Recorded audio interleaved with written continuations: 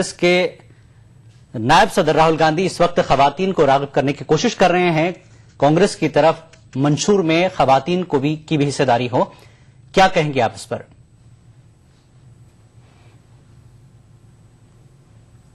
जी, ये राहुल गांधी पिछले काफी दिनों से उनका ये सिलसिला चल रहा है। और अगर मैं कहूं तो जब से गुज़िश्ता एक वो नायब सदर बने पार्टी के, तो उन्होंने कई जगह समाज के मुख्तलिफ तबकों के साथ, कहीं अक़लियती तबके के साथ, कभी दलित वर्ग के साथ, कभी पसमानदा ज़ातों के साथ, और आज भोपाल में वो ख़वातीन के साथ ये तबादला ख्याल कर रहे हैं।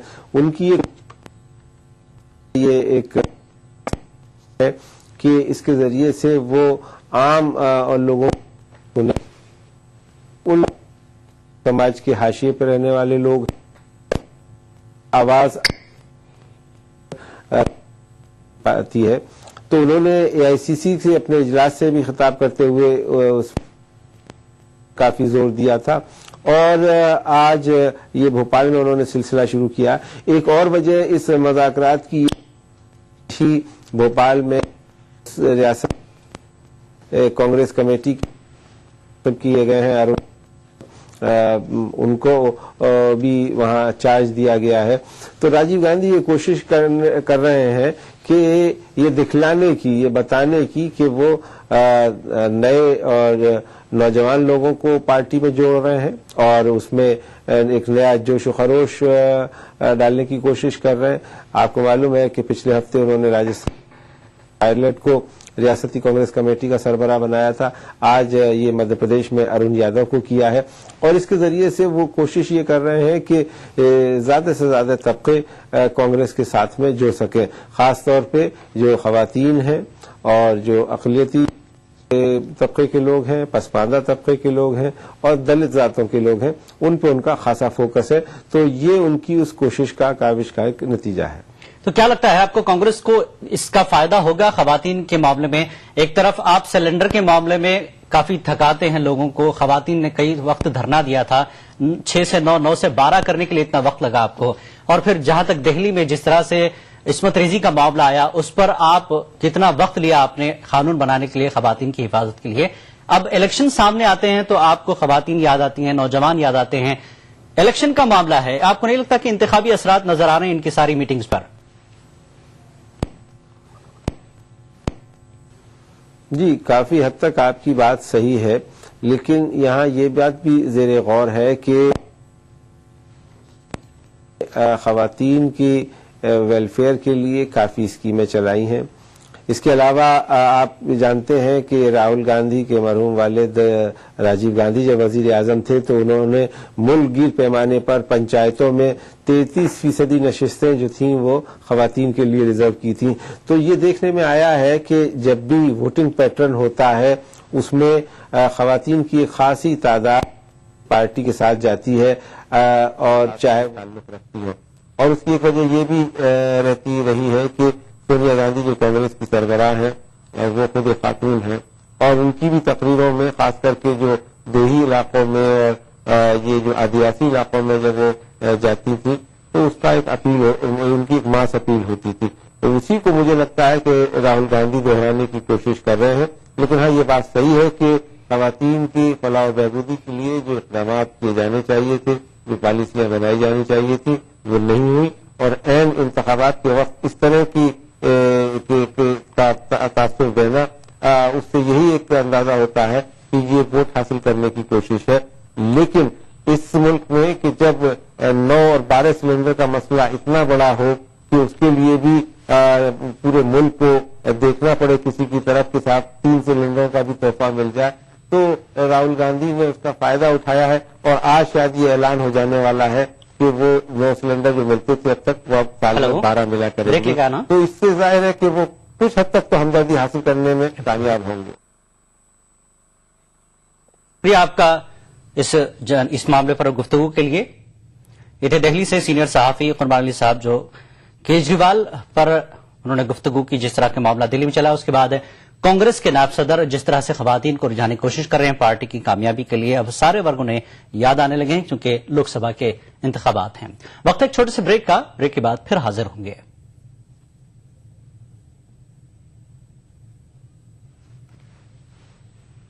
नेशनल बॉल पेंटिंग के फाइनल मुकाबले में लकी, पप्पू और छुटकाऊ ने हिस्सा लिया। जहां लकी ने चौक मिट्टी, पप्पू ने पीओपी, वहीं छुटकाऊ ने जेके बॉल पुट्टी का बेस बनाया और कम पेंट का इस्तेमाल करते हुए दीवार को सबसे स्मूथ और खूबसूरत फिनिश दिया और ये प्रतियोगिता जीत। व्हाइट सीमेंट वाली JK wall putty is the best. सीलन से भी पपड़ी का कोई चांस नहीं होता, दीवारें बोल उठेंगी।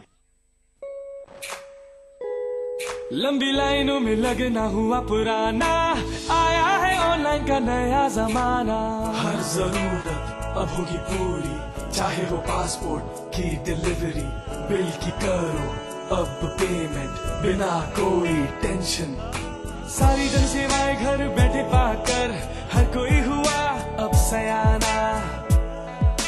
कोर्ट केस की लेनी हो जानकारी, अरे मिलेगी ऑनलाइन अब सारी। देना हो जब तुम्हें इनकम टैक्स, ऑनलाइन देकर करो रिलैक्स। कुछ भी चाहिए आपको घर बैठे मंगवाना, अब लंबी लाइनों में लगना हुआ पुराना। आपके हाथों में पहुंचेगा अब हर सवाल का जवाब। राष्ट्रीय ई गवर्नेंस योजना है लाजवाब। वो सुबह कभी तो आएगी, गरीबों को, अमीर लोगों को और जान के लोगों को मुफ्त दवाई। कार एक्सीडेंट में कार में बैठने वाला व्यक्ति इंश्योरेंस का हकदार बन जाता है, तो हम क्यों साल के हर बेड का इंश्योरेंस करें? उस बेड पर जो आया वो इंश्योरेंस का हकदार बन जाए। आपने सुनी नेताओं की आवाज, हम सुनना चाहते हैं आपकी आवाज। स्वास्थ्य सेवाएं सुधारने के लिए आज ही अपने आइडियाज भेजें। Change India, an agenda for the next PM. अपनाइए मिला स्किन क्रीम। इसको सिर्फ रात में इस्तेमाल करने से आपको मिले फेस प्रॉब्लम से आजादी। अब फेस प्रॉब्लम को कहिए बाय बाय। एली फार्मास्यूटिकल्स द्वारा। चलो बेटा, रास्ते में एटीएम पे रोक लेना। रुक रुक रुक। यहाँ? मैं 2 मिनट में आया। ये एटीएम कहाँ गया? भाई साहब, यहाँ पे एक एटीएम हुआ करता था। भाई साहब, एटीएम यहाँ से 5 किलोमीटर दूर है। 5 किलोमीटर? पता नहीं क्या चक्कर है। चल बेटा, तेरी माँ को फोन लगाता हूँ, पता तो लगाऊं तेरी मौसी की फ्लाइट कितने बजे की। जी। अरे पेजर, मोबाइल कहाँ गया? मोबाइल फ्लाईओवर ले ले, जल्दी कर।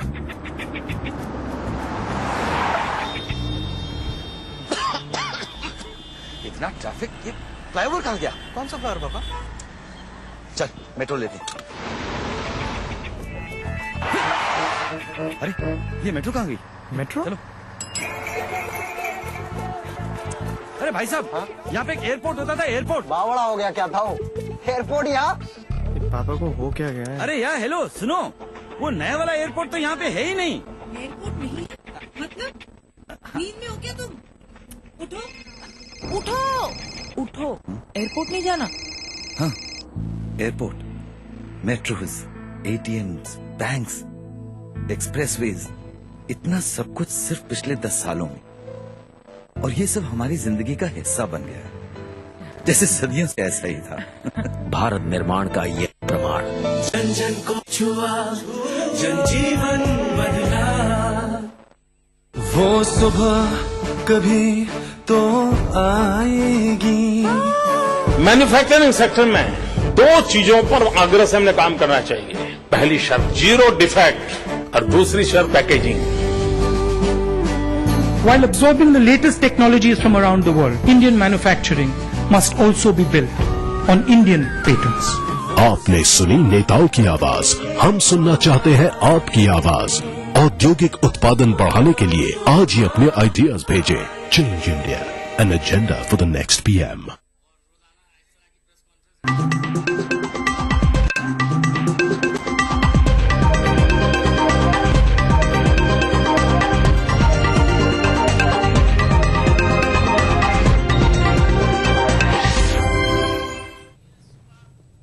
आदाब नाजरीन, मैं हूं सना। ITV न्यूज में आपका खैर मकदम है। सबसे पहले खबरनामे की सुर्खियां। बढ़ते हैं मजीद खबरों की तरफ। रियासत जम्मू कश्मीर में मिलिटेंटों और सिक्योरिटी एहलकारों के बीच इनकाउंटर हुआ। दोनों जानिब से गोलियों का तबादला हुआ। यह इनकाउंटर काजी गुंड के सेम्पोरा गांव में हुआ।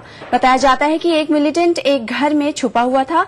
सिक्योरिटी फोर्स ने कार्रवाई करते हुए मिलिटेंट को मार गिराया।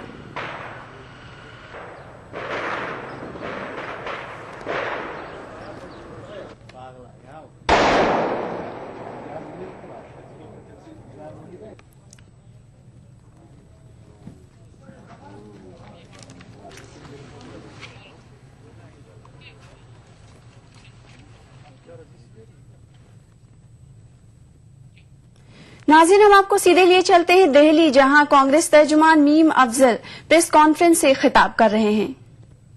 लवली राहुल गांधी सोनिया के सामने कहते हैं हम दोबारा दिल्ली जीत के आपको देंगे और जल्दी देंगे।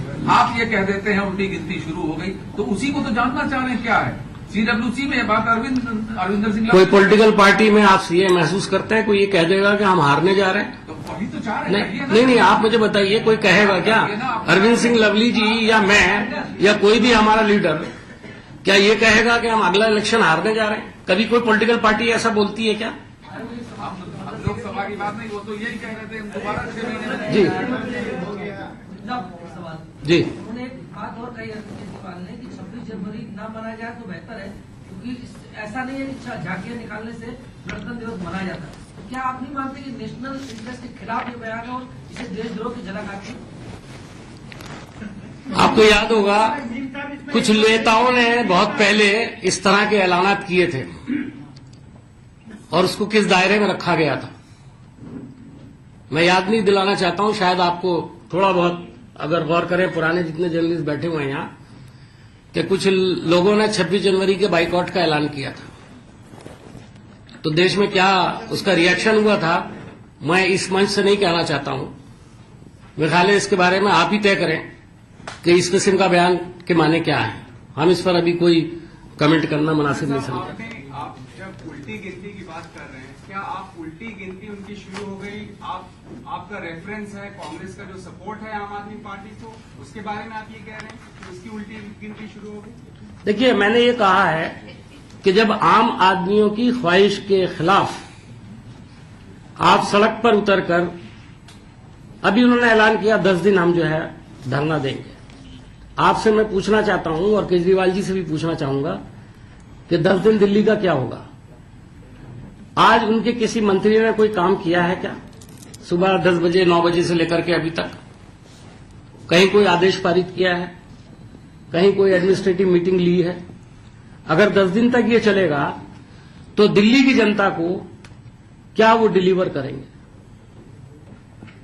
जो रोजमर्रा की लाइफ होती है उसको चलाने के लिए जो एक एडमिनिस्ट्रेशन की जरूरत होती है वो कैसे चलेगा? यही तो शिकायत होगी कि उनका कोई सुन ही नहीं था, पुलिस भी नहीं सुन रही। पुलिस सुनती है अगर उनको पुलिस, मुझे बताइए, अभी महिला का जब रेप हुआ, एक गैर मुल्की महिला का जब रेप हुआ तो उसमें शिकायत किससे होनी चाहिए थी? उस तरह की चीजों के लिए शिकायत किससे होती? दिल्ली सरकार की, पुलिस से। क्या केजरीवाल साहब को 7 दिन तक फुर्सत मिली कि पुलिस कमिश्नर से बात करते कि ये रेप क्यों हुआ, इस सिलसिले में हमें क्या करना चाहिए? इस पर खामोशी क्यों रही? जबकि हमारी तरफ से ये सवाल उठाया गया था, लेकिन उसका कोई जवाब नहीं आया। तो ये क्या सेलेक्टिव हो सकता है क्या? लॉ एंड ऑर्डर सिर्फ सेलेक्टिव होगा अगर उनका मंत्री इन्वॉल्व होगा और पुलिस के साथ कहीं तू मैं हो जाएगी। तो ये कोई लॉ एंड ऑर्डर का मसला है या जाति अना का मसला है? आप कह रहे हो कि मंत्री इन्वॉल्व है इन चीजों में? नहीं, मैं कह रहा हूं जो कंट्रोवर्सी हुई उसकी बात कर रहा हूं। हाँ, तो मंत्री तो इन्वॉल्व थे ही उसके अंदर। मैं कब कह रहा हूं कि मंत्री इन्वॉल्व नहीं? जी, सरकार नहीं चली जी, तो इसका मतलब है कि क्या whether Delhi is proceeding towards this president's route? ये तो मैं नहीं कह सकता हूं, लेकिन मैं आपसे ये जरूर कहूंगा कि ये सवाल जरूरी है उठाना कि 10 दिन दिल्ली का क्या होगा। अगर 10 दिन तक वो धरने पर बैठेंगे तो दिल्ली का क्या होगा? और जब शिंदे जी ने, अपने आप से पूछने की जरूरत नहीं है, होम मिनिस्टर ने कहा है इंक्वायरी हुई है, गवर्नर को लिख के दिया है, गवर्नर उस पर गौर कर रहे हैं, इंक्वायरी जैसी होगी वैसा उसका फैसला किया जाएगा। समर्थन तो हमारा जारी है। अच्छा, अगर हम समर्थन रोक लें तो क्या हो जाएगा? बिल्कुल नहीं लगेगा। साहब, अभी आपने थोड़ी देर पहले कहा था कि ये जो 10 दिन जो अरविंद केजरीवाल प्रोटेस्ट कर रहे हैं, इसको आपकी सरकार कानून के मुताबिक जो भी कार्रवाई करनी होगी करेगी। तो क्या कानूनन उनको वहां से उठाने के बारे में आपकी सरकार सोचेगी? तो हम भी आज भी उनसे रिक्वेस्ट की गई है कि ये सारा एरिया जो है पुलिस के अंडर में नहीं रहता है। आपको पता है कि शायद 26 जनवरी में, जहां तक मेरी जानकारी है, मिलिट्री के, आर्मी के अंडर में रहता है। तो इसमें आर्मी भी इन्वॉल्व है। ये सब बात गौर करने की है। हमारी कोशिश यही है कि हम कोई ऐसी बात नहीं चाहते कि किसी को भी शिकायत का मौका मिले।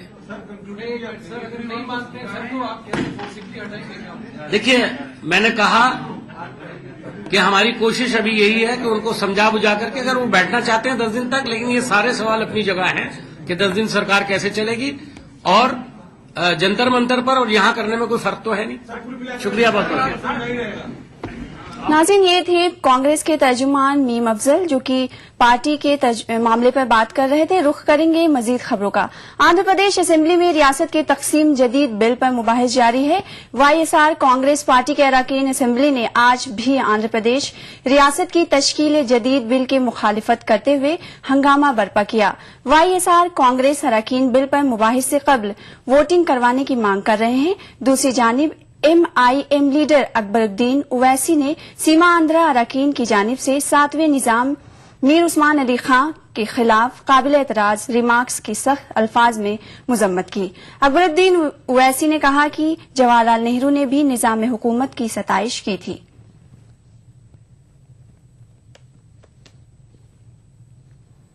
Whatever is happening today in the state of Andhra Pradesh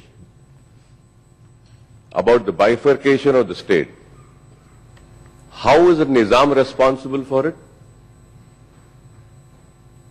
The people talking and uttering words against the Nizam do not have the courage, and they are not bold enough to name the people responsible for the bifurcation of the state. Who is responsible? Is Nizam responsible for today's bifurcation? What Maulana Abul Kalam Azad from your party leader said?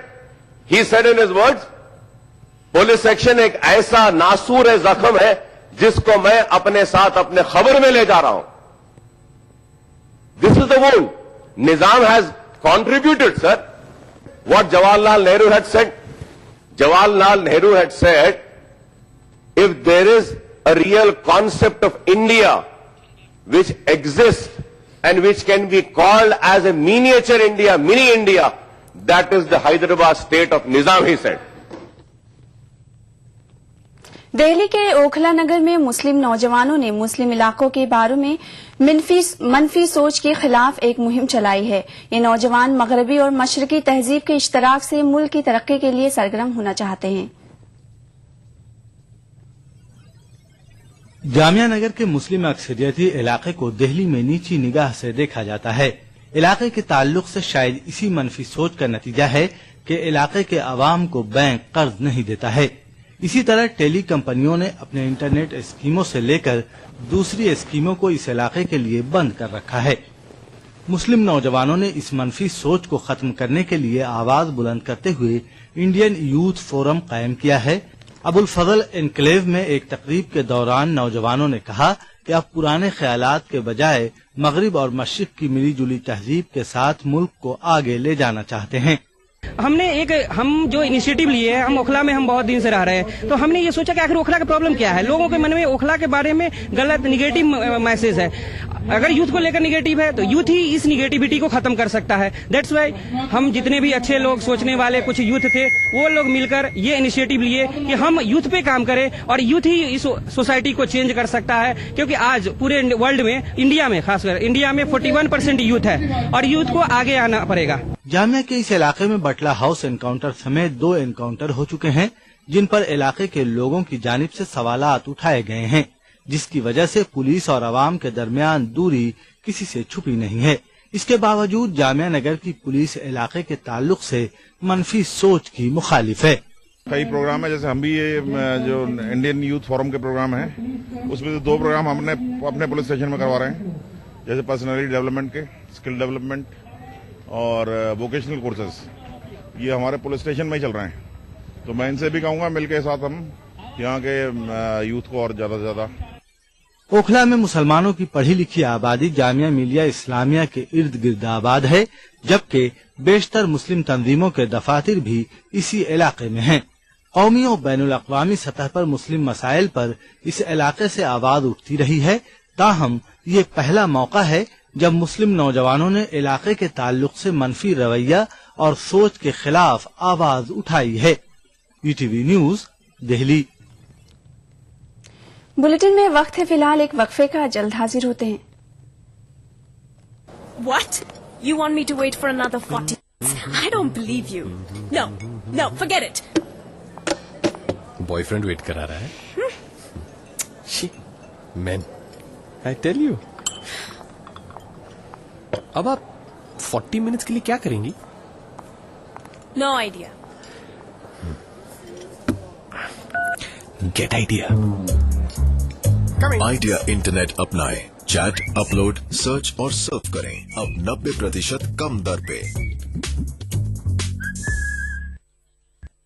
आज हम मिलेंगे नूर बानो से। नूर बानो ने पूरे college में first आकर अपने फिरके का नाम रोशन किया है। नूर बानो, पहले तो बहुत बहुत मुबारक। आप हमें अपनी कामयाबी के बारे में बताइए।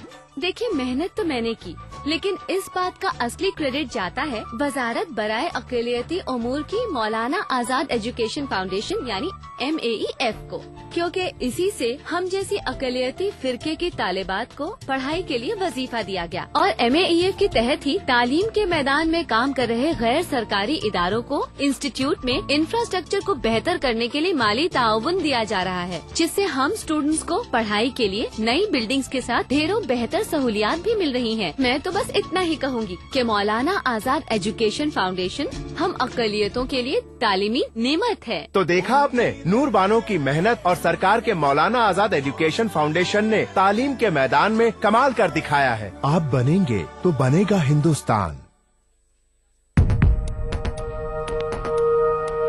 एक मुट्ठी भर जीने की आरज़ू, तब्दीली की चुटकी भर जुस्तजू, रोजमर्रा के मसाइल की ढेर सारी बेकरारियां, खाली पतीले में पकती घर भर की भूख, तारीखियों से लड़ इकट्ठा की हुई चुटकी भर धूप। जमहूरियत का अजीम त्योहार फिर से आया है।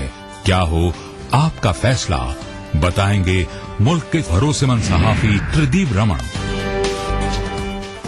वोट करेगा इंडिया।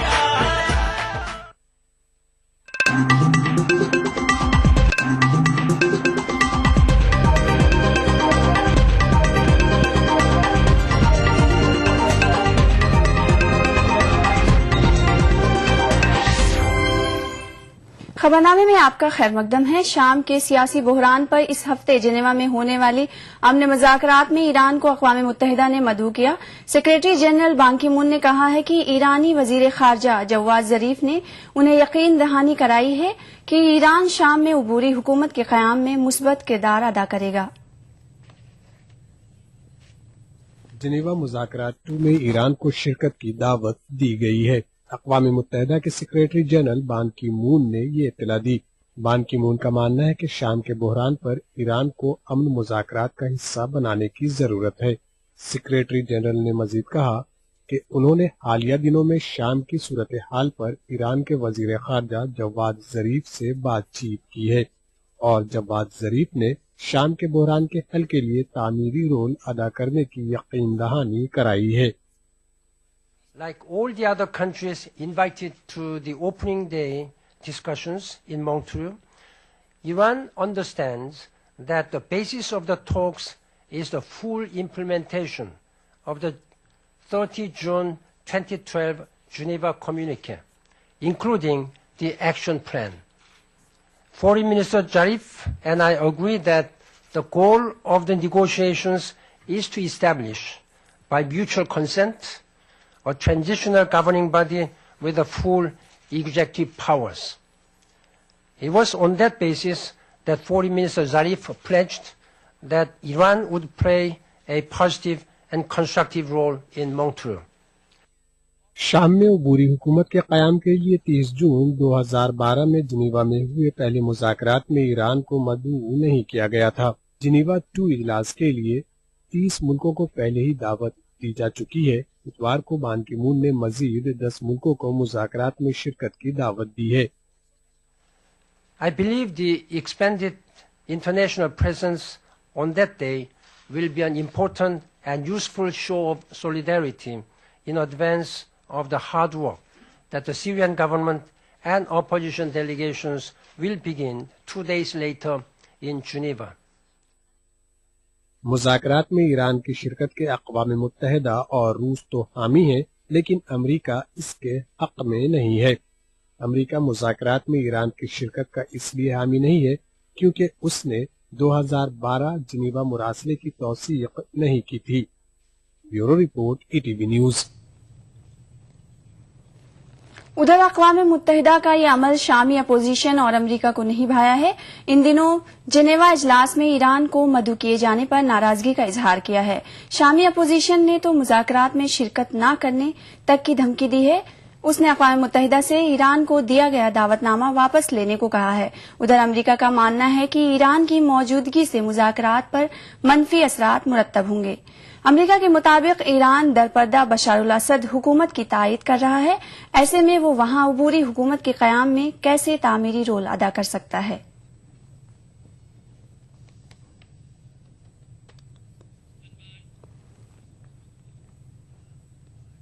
रावलपिंडी में फौज के हेडक्वार्टर के पास किए गए खुदकुश हमले में 6 फौजियों समेत 13 अफराद हलाक हो गए हैं। इस धमाके में 24 अफराद जख्मी भी हुए हैं, जिन्हें नजदीकी अस्पताल में दाखिल करा दिया गया है। इतवार को शुमाल मगरबी पाकिस्तान में फौज के अहाते के पास किए गए धमाके में 20 अहलकार जख्मी हो गए थे।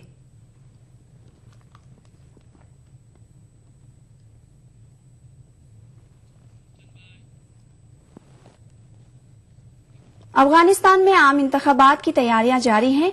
5 अप्रैल को मुनक्किद होने वाले आम इंतखाबात के लिए दरकार साजो सामान को अफगानिस्तान के दारुल हुकूमत काबुल मुंतकिल कर दिया गया। अफगान इंडिपेंडेंट इलेक्शन कमीशन के अफसरों का कहना है कि राय दही के लिए दरकार ये साजो सामान 15 मार्च तक अफगानिस्तान के तमाम हलकों और राय दही से 1 हफ्ता कबल तमाम पोलिंग मराकज को मुंतकिल कर दिया जाएगा। अफगान वजारत दाखिला के तर्जुमान ने कहा है कि इंतखाबात से कबल इंतहा पसंद हमलों के जरिए इंतखाबात में खलल डालने की कोशिश कर सकते हैं। And the terrorist groups, they cannot see it, they cannot tolerate this, and that's why they will be launching attacks. They will try to interrupt the security of the elections. That we have foreseen. We have been thinking, we have been focusing on the moves of the terrorists, and we had a very thorough analysis of the threats that we will face this year. Australian open से एक और सरकर्दा खिलाड़ी की रुखसती हुई। Maria Sharapova को सिबलकोवा ने धूल चटाई। सिल्वाक खिलाड़ी पहला सेट 6-3 से हारने के बाद दूसरे में अच्छी वापसी की। सिबलकोवा ने दूसरा सेट 6-4 से जीता। उसके बाद शारापोवा दबाव में आ गई और अपना फितरी खेल नहीं खेल सकी। सिबलकोवा ने तीसरा सेट 6-1 से आसानी से अपने नाम किया। मैच के बाद रूसी खिलाड़ी ने मीडिया को बताया कि कूल्हे की चोट के सबब उन्हें परेशानी का सामना करना पड़ा, लेकिन उन्होंने वाजे किया कि चोट उनकी इस हार की वजह नहीं है। शारापोवा ने कहा कि सिबलकोवा ने अच्छा खेला और वो जीत की मुस्तहिक हैं। Malegaon society of education Mumbai और बासबान अदब मुंबई के इश्तराक से कौमी कौंसिल बराए फरोग उर्दू जबान का 10 रोजा उर्दू किताब मेला इख्तिताम पजीर हुआ। कौमी कौंसिल के तहत इस किताब मेले में अब तक 76 लाख रुपए से जायद की किताबें फरोख्त हुई, जो कि एक रिकॉर्ड है। कौमी कौंसिल बराए उर्दू जबान के माली ताउन से मालेगांव में 10 रोजा उर्दू किताब मेले का इनेकाद अमल में आया। मुल्क की मुख्तलिफ रियासतों के पब्लिशरों ने किताब मेले में शिरकत की। किताबों की खरीदारी को लेकर लोगों में काफी जोशो खरोश का माहौल देखा गया। उम्मीद से ज्यादा किताबें फरोख्त होने पर पब्लिशरों ने भी इत्मीनान का इजहार किया। किताब मेले में तो आवाम का बहुत ही अच्छा रिस्पॉन्स मिल रहा है और हमारे यहाँ पर बच्चों के अदब का खजाना है और तलबा और तालबात जो आ रहे हैं बहुत ही अच्छा रिस्पॉन्स दे रहे हैं और पसंद कर रहे हैं, किताबें खरीद रहे हैं। खरीदने का